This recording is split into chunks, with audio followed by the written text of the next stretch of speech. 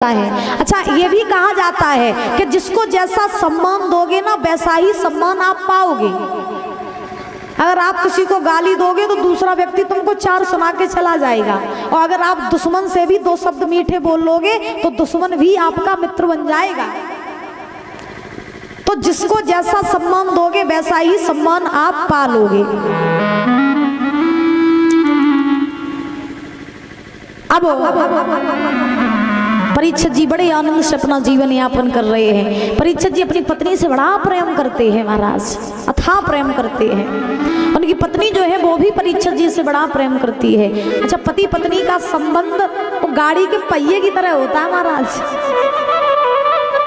जैसे गाड़ी का पहिया पंचर कर दो, अब आपसे कह दिया जाए कि गाड़ी पंचर, गाड़ी को आमला तक पहुंचा दो, तो पहुंचा लोगे? नहीं पहुंचा पाओगे ना। वैसे ही गृहस्थी होती है, वैसे ही पति पत्नी का संबंध होता है। घर में अगर पति अच्छा है और पत्नी अच्छी नहीं है तो घर कभी स्वर्ग नहीं बन सकता है, और पत्नी अच्छी है पति अच्छा नहीं है तो भी घर कभी स्वर्ग नहीं बन सकता है। पति पत्नी का स्वभाव होना चाहिए एक दूसरे से प्रेम करना, एक दूसरे को समझना, और महाराज एक दूसरे के दुख सुख को बांटना। आज के जमाने में सबसे ज्यादा लड़ाइयां अगर होती हैं तो पति पत्नी में। आपकी तो नहीं होती है परीक्षित जी? आपकी लड़ाई तो नहीं होती है? होती है, देखो बता रहे हैं। अच्छा, ज्यादा तगड़ी वाली हो जाती है कि छोटी सी होती है? कितनी बड़ी हो जाती है? छोटी सी, बड़ी भी हो जाती है। अरे इसका मतलब माता जी सीधी नहीं है। आपसे लड़ जाती हैं, आप तो देखने में बड़े सीधे लगते हो। नहीं नहीं माता जी लड़ा मत कीजिए, परीक्षित जी कितने तो सीधे हैं। बोली राधा रानी सरकार की। तो महाराज पति पत्नी में कभी लड़ाई नहीं होनी चाहिए, ऐसा स्वभाव होना चाहिए। पति पत्नी में प्रेम होना चाहिए, क्योंकि जहाँ प्रेम होता है ना वहीं सब कुछ होता है, और जहाँ प्रेम नहीं होता है वहाँ कुछ नहीं होता है। याद रखना, जिस घर में पति पत्नी प्रेम से रहते हो वो घर ही स्वर्ग है। और आज के जमाने में महाराज ज्यादातर पति पत्नी की बनती ही नहीं है, क्योंकि सही बताए ना तो महाराज पति पत्नी का भी रिश्ता आज तक सिर्फ मतलब के लिए ही रह गया है। हमने ऐसी ऐसी नारियों को देखा मैया, अपनी आंखों से ऐसी ऐसी नारियों को मैंने देखा कि जब तक पति के पास में पैसा रहा तब तक पति से प्रेम किया, और महाराज पैसा खत्म हो गया तो पति को छोड़ के चली गई। ऐसी ऐसी नारियों को देखा, लेकिन ऐसा स्वभाव नहीं होना चाहिए। पहले के जमाने में पता है क्या होता था? पहले के जमाने, यहाँ खैर लिखड़ी गांव में यहाँ तो सब प्रेम से ही रहते हैं, हमें दिखता है। अब कहीं महाराज कोई दुखी बैठे हो तो भैया हम नहीं जानते हैं, लेकिन ज्यादातर महाराज सब में बनती होगी शायद।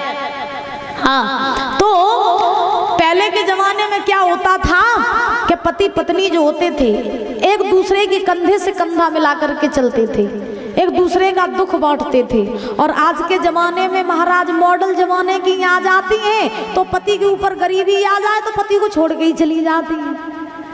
हाँ, ऐसा जमाना आ गया है महाराज। तो परीक्षित लाल अपनी पत्नी से बड़ा प्रेम करते हैं। धीरे धीरे समय बीता। एक दिन परीक्षित जी ने नवलदे से कहा, हे रानी बहुत दिन हो गए हम कहीं बाहर नहीं गए घूमने के लिए, तो आज मैं कहीं बाहर भ्रमण करने के लिए जाना चाहता हूँ, जंगल में मैं शिकार खेलने के लिए जाना चाहता हूँ। तो नवलदे ने कहा ठीक है चले जाओ। तो परीक्षित लाल घोड़े पर सवार हुए, जंगल में पहुंचे। जंगल में जाकर के शिकार ढूंढने लगे महाराज। जैसे ही शिकार ढूंढने लगे तो परीक्षित जी को शिकार तो कोई नहीं मिला, लेकिन जंगल में परीक्षित लाल ने एक दृश्य देखा। क्या दृश्य देखा? परीक्षित जी ने देखा कि एक गाय रोती हुई, भागती हुई, चिल्लाती हुई महाराज परीक्षित जी के पास से निकली और कहती जा रही है कि मुझे कोई बचा लो, मेरी कोई मदद कर दो। और महाराज परीक्षित जी के पास से होकर के गुजरी। उस गाय के पीछे एक महाराज बैल, एक पैर का श्वेत रंग का बैल, वो भी भागता हुआ रोता हुआ महाराज आज मदद की गुहाई करता हुआ वो भी भाग रहा है। गाय और बैल के पीछे एक शूद्र हाथ में डंडा लेकर के काला भेष धारण किए महाराज गाय बैल को मारता हुआ भाग रहा है। अब जैसे ही परीक्षित जी ने उस गाय को रोते हुए देखा, परीक्षित लाल ने रोका, बोले माँ आप कौन हैं? कृपया करके अपना मुझे परिचय दीजिए। आप कोई साधारण गाय तो नहीं हो सकती हैं, आप मनुष्यों की तरह बात कर रही हैं, मनुष्यों की तरह बोल रही हैं, तो आप मुझे बताइए आप कौन हैं? गाय ने कहा आप परीक्षित हो ना? बोले हाँ। तो गाय ने कहा मैं हूं पृथ्वी। कौन हूं? पृथ्वी। तो परीक्षित लाल ने कहा अगर आप पृथ्वी हैं तो आप इस प्रकार से भाग क्यों रही हैं? तो महाराज आज गाय ने कहा कि हम भाग रहे हैं तो इस कलयुग के डर की वजह से, जो मुझे मार रहा है ना हाथ में डंडा लेकर के, जो ये काला वेश धारण किए, ये और कोई नहीं, ये है कलयुग। कौन है? बोला करो मेरी माँ, कुछ तो बोल दिया करो, ऐसे मौन बैठे रहते हो आप लोग हैं? कहा कि ये कलयुग है, ये मुझे मार रहा है। परीक्षित जी बोले क्यों मार रहा है? तो गाय ने जवाब दिया ये मुझे इसलिए मार रहा है कि इस बात का ये कलयुग प्रमाण दे रहा है कि कलयुग जब आएगा तब कलयुग में गायों की हत्या होगी, ब्राह्मणों की हत्या होगी, धर्म को कोई मानेगा नहीं, अधर्म ही अधर्म होंगे। इसलिए हम इस कलयुग की डर की वजह से भाग रहे हैं। ना रहेगा बांस न बजेगी बांसुरी, जब हम रहेंगे ही नहीं तो कलयुग आएगा कैसे? तो इसलिए हम भाग रहे हैं। तो परीक्षित जी ने कहा इसका मतलब ये है कि कलयुग में पाप होंगे? पृथ्वी ने कहा हाँ पाप होंगे। और पृथ्वी ने कहा कि हे परीक्षित लाल मैं मनुष्यों का हर भार सहन कर सकती हूँ लेकिन मैं पाप का भार सहन नहीं कर सकती हूँ। पृथ्वी के ऊपर जब पाप होते हैं ना तो पृथ्वी गाय का रूप बना करके भागती हैं। और महाराज आप लोग जानते हैं कलयुग चल रहा है, कलयुग में पाप भी ज्यादा हो रही है। आजकल लोग महाराज जीवों को मार के खा रहे हैं, ये क्या है? ये पाप ही तो है। आजकल लड़का महाराज शराब के नशे में आ रहा है, बाप को मार रहा, माँ को मार रहा, ये पाप ही तो है। और महाराज कहा तो यहाँ तक जाता है ये कभी कहते हैं जहाँ देखो गाय की हत्या हो रही है, जहाँ देखो ब्राह्मणों की हत्या हो रही है।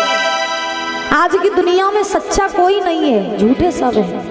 और सच्चाई बताए ना तो महाराज आज के कलयुग में झूठ की पूजा हो रही है लेकिन सत्य की पूजा नहीं हो रही है। आज के कलयुग में जहाँ ढोंग है वहाँ सब जाते हैं और जहाँ सच्चाई है वहाँ कोई नहीं जाता है। ये कभी कहते हैं मेरे मालिक कहाँ सो रहा है, तेरी दुनिया में क्या हो रहा है, तेरी दुनिया में क्या हो रहा है।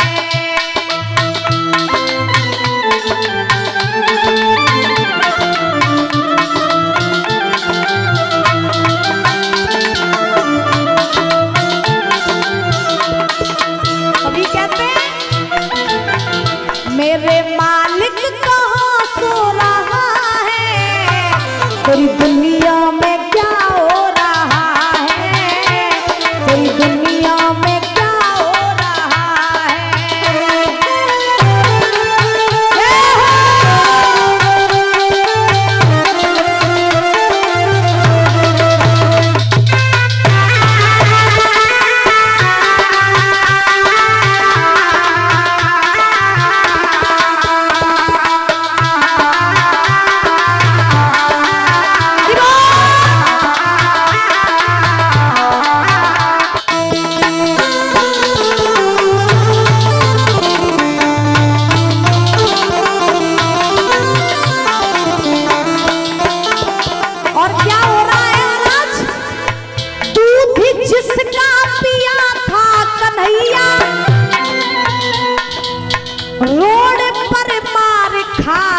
वो गैया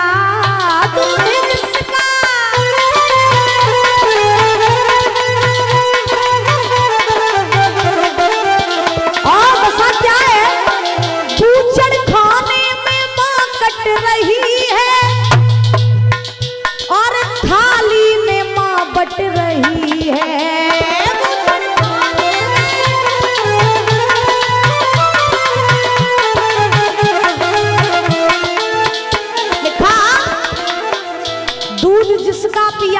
कन्हैया, रोड पर मार खाती वो गैया, बूचड़ खाने में माँ कट रही है और थाली में माँ बट रही है। आज के ज़माने में इंसान गायों को मार के खाता है महाराज, गायों के मांस को खाता है। गाय रोड पर मार खा रही है, लेकिन जमाने की हालत क्या हो गई? कुत्ता एसी में क्यों सो रहा है, कुत्ता एसी में क्यों सो रहा है, तेरी दुनिया में क्या हो रहा है, तेरी दुनिया में क्या हो रहा है।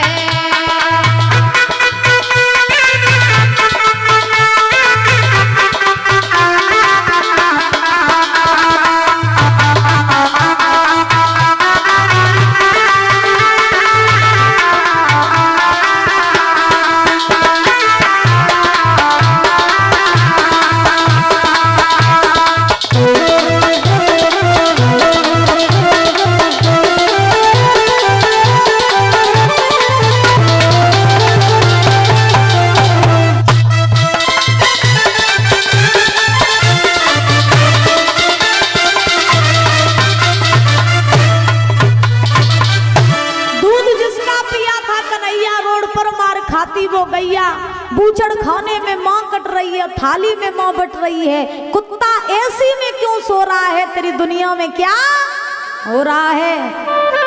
जिस गाय को माँ मानते हैं, जिस गाय में सभी देवी देवताओं का वास है, वो रोड पर मार खा रही है। और देखो महाराज, कुत्ता एसी वाली गाड़ियों में घूम रहे हैं, बढ़िया मखमल गद्दे पे महाराज सो रहे हैं।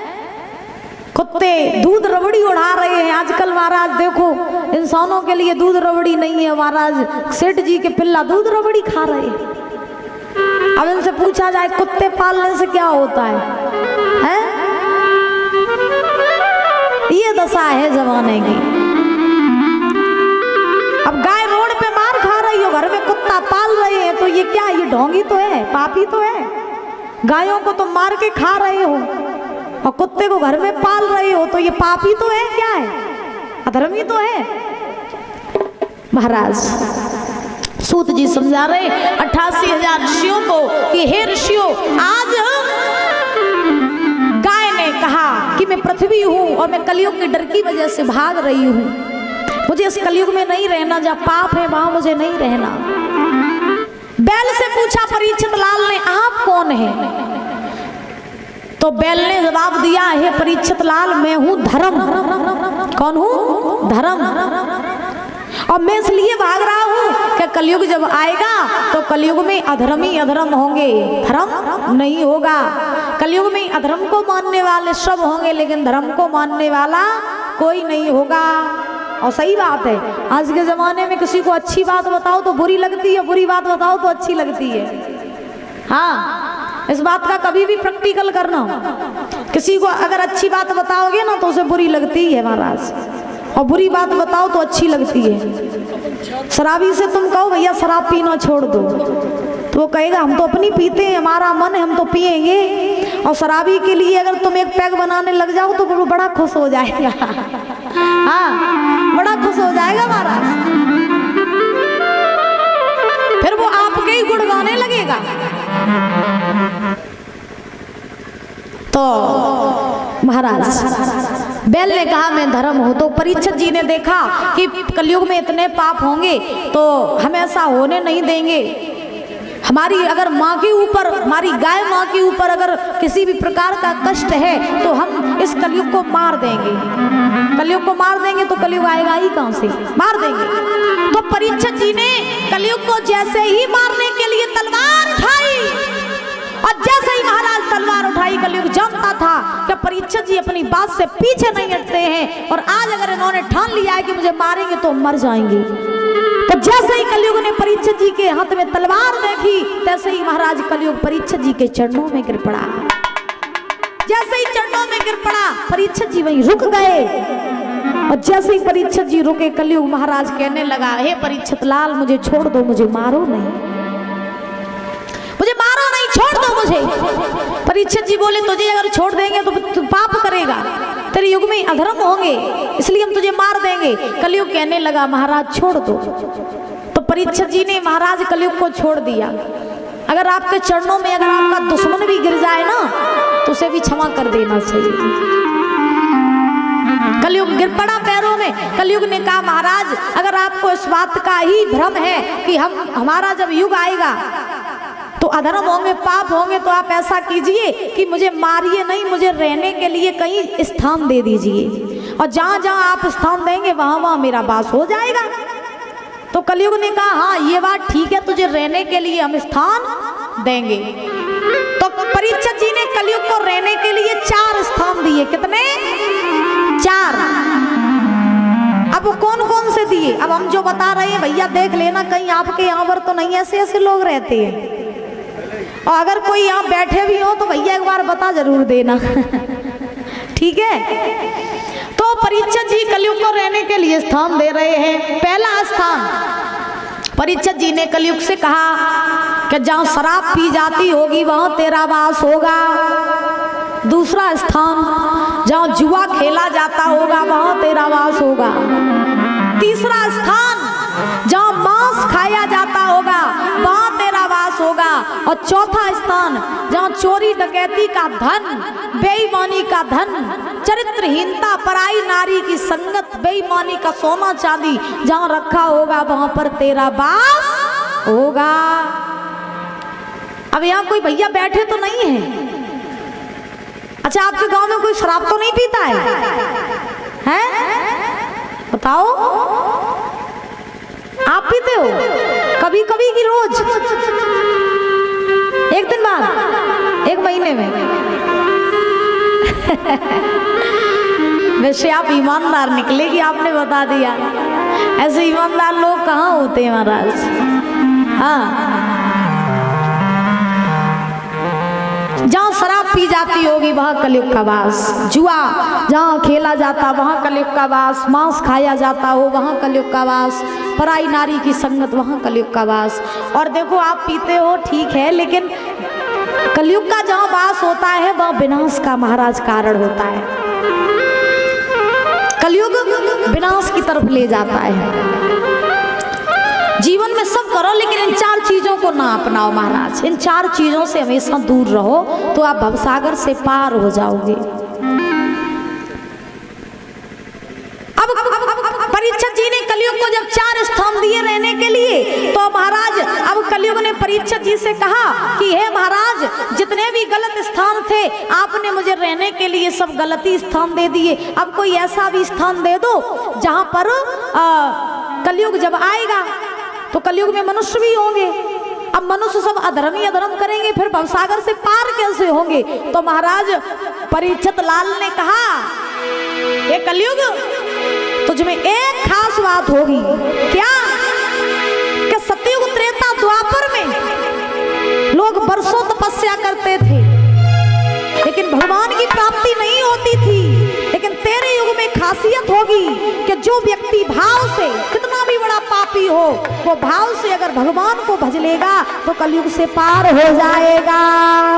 बड़ी परीक्षित लाल की। इसीलिए बाबा जी कहते हैं कि कलयुग केवल और नाम आधारा, और सुमेरा सुमेरा नर उतरहि पारा।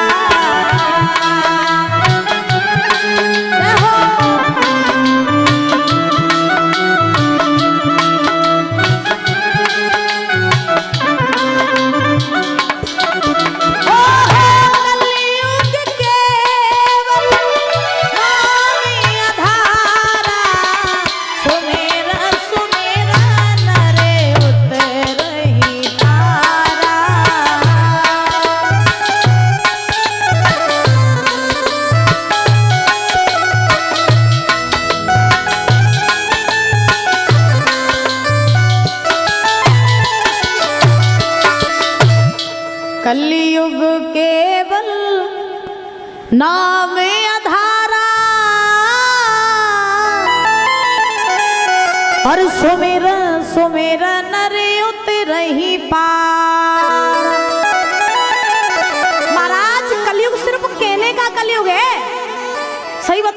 कलयुग जितना अच्छा है वो कोई है ही नहीं।